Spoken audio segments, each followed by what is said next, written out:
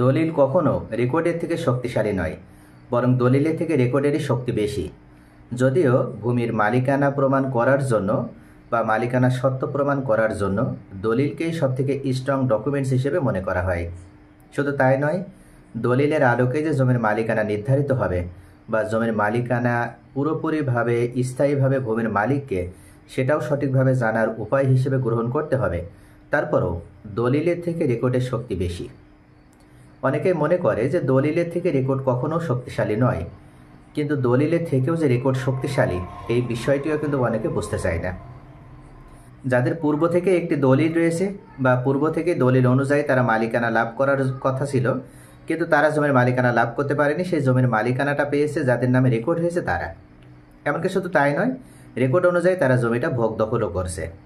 এখন যাদের দলিল রয়েছে তাদের কথা হচ্ছে এই যে তাদের পূর্বপুরুষ থেকেই এই দলিল অনুযায়ী তারা যে জমিটা ক্রয় করেছিল, বর্তমানে তারা ওয়ারিশ হিসেবে এই দলিল অনুযায়ী জমির মালিকানাটা লাভ করবে। যেহেতু সরকারের পক্ষ থেকে ভূমি অপরাধ প্রতিরোধ এবং প্রতিকার আইনটিও পাশ হয়েছে এবং এই আইনে স্পষ্টভাবে যে আইনের ৭ ধারাতে, সেই ৭ ধারাতে উল্লেখ করা হয়েছে যে এখন থেকে জমির মালিকানা প্রমাণ করতে হলে অবশ্যই ভূমি মালিকদেরকে দলিল দেখাতে হবে বা জমির স্পষ্ট ডকুমেন্টস থাকা লাগবে। যদি কোনো ব্যক্তি জালিয়াতির মাধ্যমে বা প্রতারণার মাধ্যমে কারুর জমি দখল করে বা জোরপূর্বক দখল করার চেষ্টা করে, এমনকি দখল করেও থাকে, তাহলে সেই দখলের কোনো ভিত্তি নেই, সেই দখলের কোনো মূল্য থাকবে না, সেটা ভ্যালুলেস হবে। প্রকৃত অর্থে আইনগতভাবে এবং বাংলাদেশ প্রশাসনের পক্ষ থেকেও তাদেরকেই জমি হস্তান্তর করা হবে যাদেরকে জমির মালিকানা প্রমাণ হিসেবে সঠিক দলিল আছে। এখানে স্পষ্টভাবে বলে দেওয়া হচ্ছে যে দলিল অনুযায়ী জমির মালিকানা নির্ধারিত হবে, এর বাইরে কোনোভাবেই যাওয়া যাবে না। কিন্তু যাদের আবার রেকর্ড রয়েছে তাদের কথা এটা যে তারা পূর্ব থেকে রেকর্ড অনুযায়ী জমির মালিকানা ধরে রেখেছে।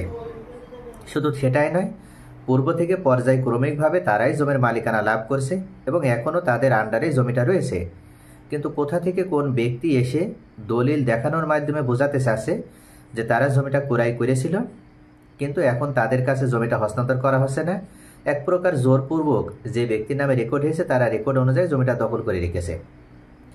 এখন তারা এটাও বোঝাতে চাচ্ছে যে তাদের কাছ থেকে জমি বের করে নেওয়ার মাধ্যমে যাদের দলিল রয়েছে তাদেরকে জমিটা ফিরিয়ে দিতে হবে। এখন এখানে সঠিকভাবে বা প্রকৃত অর্থে জমির মালিকানা তাহলে কে লাভ করবে, এই বিষয়টি মূলত যদি পারিবারিকভাবেও নেয় অর্থাৎ সামাজিকভাবেও যদি এটা সমাধানে আসা হয়, তাহলে কোনো ব্যক্তিই কিন্তু এটা সমাধান করার অধিকার রাখে না। বাংলাদেশ সরকারের পক্ষ থেকে এমন কোনো পাওয়ার কোনো একজন স্থানীয় সার্ভেয়ার বা স্থানীয় এসিল্যান্ড মহোদয় বা স্থানীয় কোনো ভূমি অফিসের কোনো কর্মকর্তা, কাউকে এ বিষয়ে প্রদান করা হয়নি, কাউকে এ ধরনের কোনো অধিকার দেওয়া হয়নি যে স্থানীয়ভাবে এটা সমাধানে আসবে।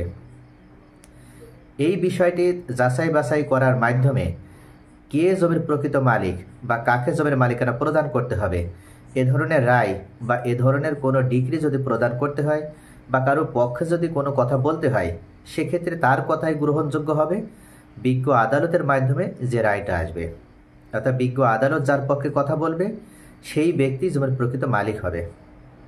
এখন এখানে অনেক ব্যক্তি আছে তারা পূর্বে থেকে একটা দলিল দেখানোর মাধ্যমে বোঝাতে চাচ্ছে যে এই দলিল অনুযায়ী তাদের মালিকানা দিতে হবে। আবার কোনো একজন ব্যক্তি রেকর্ড অনুযায়ী অর্থাৎ রেকর্ডে তাদের মালিকানা পেয়েছে, সর্বশেষ রেকর্ডে তাদের নাম আছে, সেই রেকর্ডে খতিয়ান প্রদর্শন করার মাধ্যমে তিনিও বোঝাতে চাচ্ছে যে তিনাদের নামেই জমি এবং তিনারা সঠিকভাবে জমিটা ভোগ দখল করছে এবং তাদের কাছে একটি রেকর্ডও আছে। এবং এখন এই উভয় পক্ষের ব্যক্তিদের নিয়ে যখন কোর্টে একটা মামলা দায়ের হবে এবং সেখানে মালিকানা যখন প্রমাণ হবে, সেক্ষেত্রে বিজ্ঞ আদালত ওনারা জাস্টিফাই করবে, যাচাই বাছাই করবে, বিভিন্ন তথ্য উপাত্তের ভিত্তিতে যাচাই বাছাই করার মাধ্যমে যে ব্যক্তি সঠিক বলে বিবেচিত হবে তার পক্ষে রায় প্রদান করবে। কিন্তু এখানে সঠিক বলে তো বিবেচিত হলেই হবে না, নিশ্চয়ই ওনারা আইন ফলো করার মাধ্যমেই কেবলমাত্র রায় প্রদান করবে।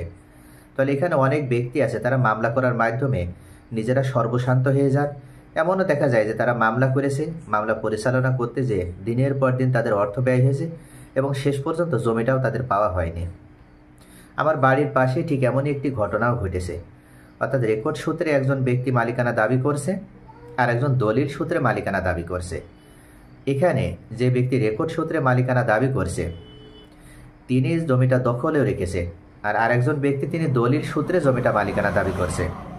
জমিটা তার দখলেও নেই, আবার তিনার সঠিক একটা দলিল আছে এবং দলিলটা এলাকাবাসী যারা এই বিষয়ে যারা ভালো বোঝে তারা দেখেছে এবং সকলেই বলেছে আপনার দলিল সঠিক আছে, আপনি দলিল অনুযায়ী জমিটা পাবেন। কিন্তু শেষ পর্যন্ত দেখা গিয়েছে যে কোর্টে দীর্ঘদিন মামলা পরিচালনা করার পর কোর্ট থেকে রায় প্রদান করা হয়েছে রেকর্ডকারীর পক্ষে, অর্থাৎ যার রেকর্ড আছে তার জমি সঠিক এবং তার মালিকানা সঠিক, তিনিই জমির মালিক। যে ব্যক্তি দলিল মূল্যে মালিকানা দাবি করেছে তিনার দলিলের কোনো ভিত্তি নেই, রেকর্ডের কাছে তিনার দলিল মূল্যহীন হয়ে গেল। কিন্তু কি কারণে রেকর্ডের কাছে দলিল মূল্যহীন হয়ে গেল, আজকের ভিডিওটি যদি সম্পূর্ণ প্রথম থেকে শেষ পর্যন্ত দেখেন খুব সহজে আপনি বিষয়টি বুঝতে পারবেন।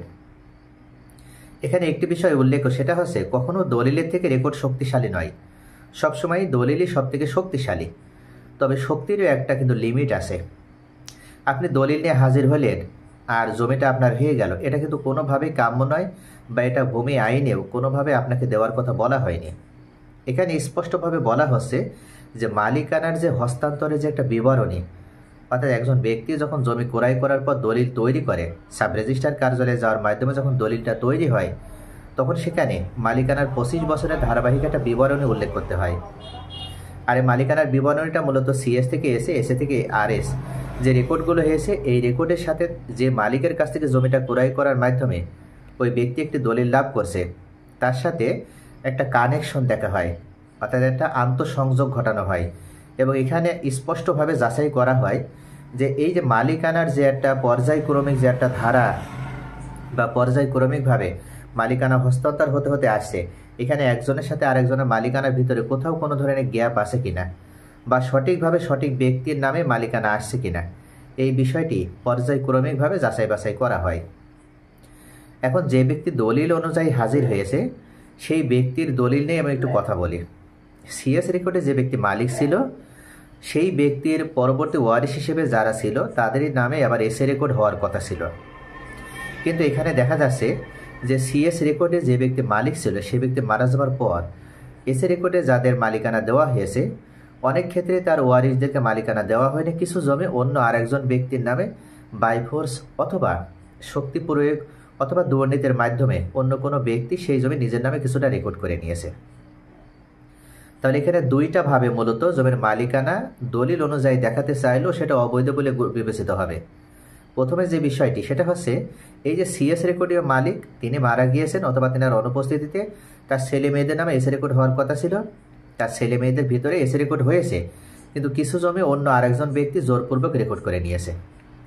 অথবা এমন হতে পারে তিনি দুর্নীতির আশ্রয় নিয়ে জমিটা রেকর্ড করে নিয়েছে। এই যে দুর্নীতির আশ্রয় নিয়ে তিনি জমিটা রেকর্ড করে নিয়েছে, এর পরবর্তীতে তিনি শুধু জমিটা রেকর্ডই করেনি, ওই জমিটা তিনি দখলেও রেখেছিল এবং তিনি ওই জমি রেকর্ড সূত্রে মালিকানা পেয়েছে। এটার আলোকে বা এইটার পক্ষে উনি গ্রহণযোগ্যতা হিসেবে পরবর্তীতে ওই জমিটা আরেকজনের কাছে বিক্রয় করে দিয়েছে।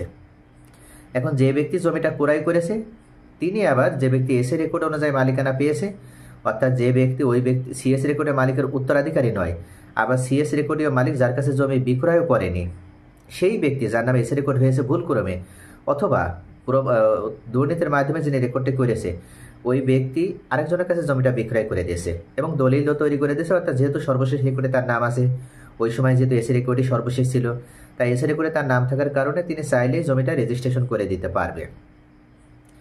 যিনি ক্রেতা তিনি ওই দলিল অনুযায়ী এখন জমির মালিকানা লাভ করেছে কিন্তু জমিটা ওনার দখলে নেই বা ওনার জমিটা উনি কোনোভাবে দখলে নিতেও পারেনি। এমন ক্ষেত্রে পরবর্তীতে আরএস রেকর্ড যখন এসেছে তখন আরএস রেকর্ডে অর্থাৎ এসএ রেকর্ডের যে ব্যক্তি সিএস রেকর্ডের পূর্বসূরি হিসেবে বা ওয়ারিশ হিসেবে যারা মালিকানা পেয়েছিল তারা আবার আরএস রেকর্ডে নিজেদের নামে ওই জমি রেকর্ড করে নিয়েছে। এই যে জমিটা রেকর্ড করার কারণে এখন যে ব্যক্তির দলিল ছিল উনি ওই দলিল অনুযায়ী মালিকানা দাবি করছে এবং কোর্টে যদি মামলা দায়েরও করে তাহলে উনি ওনার ওই দলিল অনুযায়ী জমির মালিকানা পাবে না, কেননা তিনি যে ব্যক্তির থেকে দলিল তৈরি করে নিয়েছে সেই ব্যক্তির নামে একটি রেকর্ড আছে। আর যে রেকর্ডটি ওই ব্যক্তির নামে ছিল ওই রেকর্ডটি ওনার নামে কিভাবে এসেছে, অর্থাৎ উনি কীভাবে ওই রেকর্ডে ওনার নাম অন্তর্ভুক্ত করেছে এই প্রমাণ ওনার কাছে নাই, যার কারণে ওই রেকর্ডের কোনো শক্তি নাই এবং ওই দলিলেরও কোনো শক্তি আর থাকলো না। এবং ধারাবাহিকতা থাকার কারণে সিএস থেকে এসএতে যারা পেয়েছিল আবার এসের পরবর্তী ওয়ারিশ হিসেবে আরএস রেকর্ডে তাদের কাছেই আবার রেকর্ডের নাম উঠেছে এবং তারাই জমির মালিকানা লাভ করছে। তবে এখানে আরও একটি বিষয় আছে, সেটা হচ্ছে এসএ রেকর্ডীয় যে মালিক, অর্থাৎ জেনার নামে বাই ফোর্সে এসে গিয়েছে মালিকানা, সেই ব্যক্তি জমি বিক্রয় করেছে এবং তাদের দখলেও আছে জমি। এখন দখলে থাকার মাধ্যমেও তাদের নামে রেকর্ড হওয়ার কথা, কিন্তু পরবর্তীতে দেখা যাচ্ছে যে আরএস রেকর্ডে সিএস রেকর্ডে যে মালিক ছিল তাদের পরবর্তী ওয়ারিশ হিসেবে এসএ রেকর্ডে যাদের মালিকানা পেয়েছে, অর্থাৎ তার ছেলে মেয়ে বা ওয়ারিশ হিসেবে তারা আবার আরএস রেকর্ডে ওই জমিটা ওই যে অন্য আরেকজন ব্যক্তির নামে এসএ রেকর্ড হয়ে গিয়েছিল, সেই ব্যক্তি বা যার কাছে বিক্রয় করে দিয়েছে, সেই ব্যক্তি আরএস রেকর্ডে তার অংশটুকু নিজের নামে রেকর্ডও করে নিয়েছে। এখন এরকম যদি হয়, ওনাকে জিজ্ঞাসা করা হচ্ছে যে এই জমি তো সিএস রেকর্ডে অমুক ব্যক্তি ছিল, আর সিএস রেকর্ডে যে ব্যক্তির এই জমিটা ছিল তার ওয়ারিশ হিসেবে তার যে ছেলে মেয়েরা আছে তাদের নামে এই জমিটা এসএ রেকর্ডে আসার কথা ছিল, কিন্তু এসএ রেকর্ডে তাদের নামে আসেনি, এই জমিটা অন্য আরেকজন ব্যক্তির নামে চলে গিয়েছে। এখন যে ব্যক্তির নামে চলে গিয়েছে সেই ব্যক্তি মূলত সিএস রেকর্ডের মালিকের কাছ থেকে জমি ক্রয়ও করেনি, এমনকি সিএস রেকর্ডে যে ওয়ারিশ, অর্থাৎ এসএ রেকর্ডের সময় যারা ওয়ারিশান পেয়েছে বা ওয়ারিশ হচ্ছে তারাও জমিটা বিক্রয় করেনি। উনি এই যে জোরপূর্বক বা দুর্নীতি করে নিজের নামে রেকর্ড করে নিয়েছে, আবার সেই রেকর্ডীয় বলে উনি জমিটা আরেকজনের কাছে বিক্রয় করে দিয়েছে। যার কাছে বিক্রয় করে দিচ্ছে সেই ব্যক্তি উনি একটা দলিল অনুযায়ী পরবর্তীতে আরএস রেকর্ডে ওই জমি নিজের নামে রেকর্ড করে নিয়েছে। এখন সিএস রেকর্ডীয় মালিকের পরবর্তী ওয়ারিশ যারা এসএ রেকর্ড পেয়েছিল বা আরএস রেকর্ডে যারা ওই জমিটা নিজেদের নামে পেল না, তারা এখন সচেতন হয়েছে, তারা কোর্টে মামলা দায়ের করেছে এবং ওই যে জমিটা এসএ রেকর্ডে তাদের নামে হওয়ার কথা ছিল, সেই জমিটা যেটা বাইরে আরেকজন ব্যক্তির নামে হয়েছে, সেই ব্যক্তির বিরুদ্ধে সহ আরএস রেকর্ড সংশোধন এবং এসএ রেকর্ড সংশোধনের জন্য তারা কোর্টে মামলা দায়ের করেছে। এখন কোর্টে তারা মামলা দায়ের করার মাধ্যমে কোর্ট থেকে তারা দীর্ঘদিনে মামলা পরিচালনা করার মাধ্যমে, অর্থাৎ তারা যদি সঠিক একজন বিজ্ঞ আইনজীবী শরণাপন্ন হয়ে মামলা পরিচালনা করতে পারে, তাহলে ওই যে এসএ রেকর্ডে যে ব্যক্তি নিজের নামে রেকর্ড করেছিল, আবার যার কাছে জমিটা বিক্রয় করেছিল, যে ব্যক্তি দলিল অনুযায়ী মালিকানা পেয়েছে, তাদের মালিকানাটা সম্পূর্ণভাবে বাতিল হয়ে গেল। তারা কোনোভাবেই ওই জমির মালিকানা ধরে রাখতে পারবে না, কেননা তাদের এমন কোনো স্ট্রং কোনো ভিত্তি নেই বা তাদের মালিকানার এমন কোনো ধারাবাহিকতা নেই যে ধারাবাহিকতা অনুযায়ী তারা যে জমিটা ক্রয় করেছে বা জমিটা তারা যে পূর্বসূরীদের কাছ থেকে পেয়েছে, এটা তারা কোর্টে প্রমাণ করতে পারেনি এবং অদূর ভবিষ্যতে তারা কখনো এটা প্রমাণ করতে পারবে না। তাই এভাবে যারা মালিকানা লাভ করেছে তাদের দলিলের কোনো ফাউন্ডেশন নেই, তাদের দলিলের কোনো স্ট্রংনেস নেই এবং রেকর্ডের ব্যক্তির কাছ থেকে যে ব্যক্তি দলিল তৈরি করেছে সেই রেকর্ডীয় ব্যক্তি ভুল ছিল, আর সেই ব্যক্তি ভুল থাকার কারণেই তার দলিলটা এখানে ভিত্তিহীন হয়ে গেল।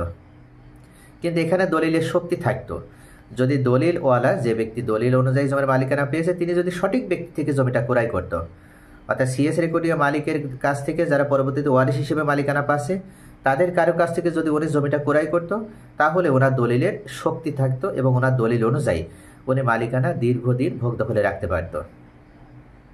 তবে অনেক সময় দেখা যায় যে অনেক ওয়ারিশ আছে, তারা আবার জমি বিক্রয় করে, আর এই জমি বিক্রয় করার পর তবে অনেক সময় দেখা যায় যে অনেক ওয়ারিশরা জমি বিক্রয় করলেও সেক্ষেত্রেও দলিল তার শক্তিমত্তা হারায়।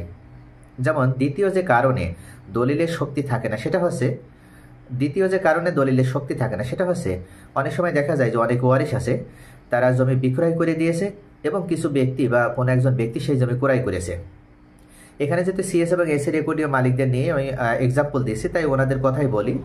ধরে নিই এসএ রেকর্ডের মালিক যারা উত্তরাধিকার সূত্রে মালিকানা পেয়েছে তাদের কারো কাছ থেকে একজন ব্যক্তি জমি ক্রয় করেছে। এখন ওনার ওয়ারিশ হিসেবে ওনার অংশ অনুযায়ী জমি পাওয়ার কথা ছিল 20%, কিন্তু উনি কোনো একটা জমি ভোগ দখলে রেখেছিল 30%। সেই 30%ই উনি একজনের কাছে বিক্রয় করে দিয়েছে এবং উনি ওই 30% যার কাছে বিক্রয় করে দিয়েছে তার নামে ওই দলিলও তৈরি করে দিয়েছে উনি। কিন্তু ওনার যে অংশ, সেই অংশ অনুযায়ী পরবর্তীতে কিন্তু ওই দলিল কখনো 30% যে ব্যক্তি দলিল অনুযায়ী মালিকানা পেয়েছে তিনি টিকিয়ে রাখতে পারবে না। কি কারণে পারবে না? কারণ হচ্ছে ওখানে আরও যে অন্য ওয়ারিশ রয়েছে তাদের অংশ রয়েছে এবং তারা যখন বাটোয়ারা করবে বা এই জমির বিরুদ্ধে, এই দলিলের বিরুদ্ধে যারা তখন পদক্ষেপ নেবে, কোনোভাবেই কিন্তু ওই জমি তার 30% টিকবে না। তার জমি টিকবে কিন্তু সেই জমিটার পরিমাণ হবে 20%। ধরে নিই যে ব্যক্তি দলিল পেয়েছে 30%, কোনো একজন ওয়ারিশের কাছ থেকে জমি ক্রয় করেছে, পরবর্তীতে আরএস রেকর্ডে তিনি ওই জমি নিজের নামে রেকর্ডও করে নিয়েছে 30% এবং 30% রেকর্ড অনুযায়ী তিনি জমিটা 30% ভোগ দখলও করছে। এখন সিএস রেকর্ডের মালিকের পরবর্তী ওয়ারিশ যারা এস রেকর্ডে তারা ধরে নিই 4 জন। এখন তিনজনের ভিতরে 4 জনের ভিতরে একজন ভাই ওই জমি বিক্রয় করে দিয়েছে আর একজনের কাছে 30%। কিন্তু তিনি মূলত সিএস রেকর্ডের মালিকের ওয়ারিশ হিসেবে পাবে 20% জমি। তিনার 20% জমির ভিতরে উনি বিক্রয় করে দিয়েছে 30%। তিনি এই যে 30% জমি বিক্রয় করে দিয়েছে, এই কারণে উনার অংশ অনুযায়ী, যেহেতু উনি 30%-এর মালিক নয়, উনি 20%-এর মালিক, তাই যে ব্যক্তি ওনার থেকে 30% ক্রয় করেছে তিনি নিজের নামে ওই জমি 30% রেকর্ড করে নিল দলিল অনুযায়ী।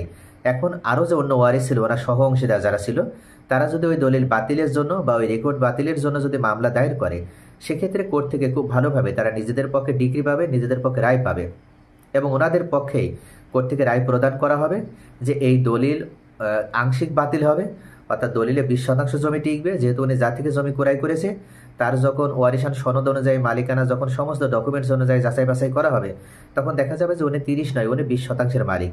উনি 30 বিক্রি করলেও 20% ওনার টিকবে, যে ব্যক্তি ক্রয় করেছে, এবং রেকর্ড উনি 30 করলেও ওনার রেকর্ডেও টিকবে 20%, ওনার 30 টিকবে না। এভাবেও মূলত অনেক ব্যক্তি আছে তারা ক্ষতিগ্রস্ত হয় এবং তাদের দলিল থাকলেও তাদের সেই দলিলের কোনো শক্তি থাকে না। এখানে রেকর্ডের শক্তি সবথেকে শক্তিশালী। কি কারণে রেকর্ডের শক্তি সবথেকে শক্তিশালী? কারণ এই যে বললাম যে মালিকানা ধারাবাহিকতা অনুযায়ী সঠিক ব্যক্তির কাছ থেকে যদি জমি ক্রয় করা না হয়, অর্থাৎ যে ব্যক্তি থেকে জমি ক্রয় করা হচ্ছে তিনি জমির মালিকানা ধারাবাহিকতা অনুযায়ী মালিকানা লাভ করেনি, কিন্তু তিনি মালিকানা ধারাবাহিকতা অনুযায়ী মালিকানা লাভ না করেও জমিটা যে কোনোভাবেই উনি আরেকজনের কাছে বিক্রয় করে দিয়েছে, এবং যার কাছে বিক্রয় করেছে সাব রেজিস্ট্রার কার্যালয়ে যে বিভিন্নভাবে ঘুষ দুর্নীতির মাধ্যমে জমিটা রেজিস্ট্রেশন হয়ে গিয়েছে। এখন যে ব্যক্তি জমিটা দলিল অনুযায়ী মালিকানা দাবি করছে, উনি দলিল দেখিয়ে আনার মাধ্যমে বারবার বোঝাতে চায় যে দলিলে তার এতটুকু জমি, এই জমিরই প্রকৃত মালিক তিনি। কিন্তু যেহেতু যার থেকে উনি জমি ক্রয় করেছে সেই ব্যক্তি দলিলের প্রথম কারণে সেই ব্যক্তি উনি কোনোভাবে রেকর্ডীয় দিক থেকে মালিকানা দাবি করলেও উনি কিভাবে মালিকানা পেয়েছে এটা উনি কখনো প্রমাণ করতে পারবে না, কেননা ওনার কোনো দলিল নাই, উনি কোনো ওয়ারিশের কাছ থেকেও নিজের নামে রেকর্ড করেনি। তাই প্রথম কারণে মূলত দলিল এখানে ভিত্তিহীন হয়ে গেল, শক্তিহীন হয়ে গেল। আবার দ্বিতীয় যে কারণে দলিলটা ভিত্তিহীন বা এখানে দুর্বল হয়ে গেল, সেটা হচ্ছে সিএস রেকর্ডীয় মালিকদের কাছ থেকে উনি জমিটা ক্রয় করেছে, কিন্তু যার থেকে জমিটা উনি ক্রয় করেছে তিনি আবার যতটুকু অংশের মালিক তার থেকে বেশি পরিমাণ জমি উনি বিক্রয় করেছে। যেহেতু যতটুকু অংশের মালিক উনি তার থেকে বেশি পরিমাণ বিক্রয় করার কারণে যে ব্যক্তি দলিল অনুযায়ী ওই জমিটা নিজের বলে সম্পূর্ণ অংশই দাবি করছে, উনি কোনোভাবেই ওই দলিলটা আংশিক টিকাতে পারবে না, অর্থাৎ কিছু পরিমাণ টিকাতে পারবে এবং আংশিক দলিল ওনার বাতিল হয়ে যাবে। অর্থাৎ উনি যার থেকে জমি ক্রয় করেছে তার অংশ অনুযায়ী যতটুকু অংশের উনি বৈধ মালিক সেই পরিমাণ ওনার দলিল অনুযায়ী জমি টিকবে, কিন্তু বাকি অংশটা ওনার টিকবে না। তাহলে ভিউয়ার্স আশা করে বুঝতে পারছেন যে দলিল কখনো রেকর্ডের থেকে শক্তিশালী হতে পারে না এই সকল ক্ষেত্রে, কিন্তু দলিলের থেকে শক্তিশালী রেকর্ড কখনোও কিন্তু নয়। তবে অবশ্যই বুঝতে হবে যে দলিল যদি নিয়ম মাফিক দলিল তৈরি হয় তাহলে দলিলই হচ্ছে জমির মালিকানা প্রমাণ করার সব থেকে স্ট্রং ডকুমেন্টস, আর নিয়মের বাইরে চলে গেলে দলিলও হয়ে গেল স্ট্রংলেস, শক্তিহীন, এবং দলিল একটা দুর্বল ডকুমেন্টস হিসেবে প্রমাণিত হবে।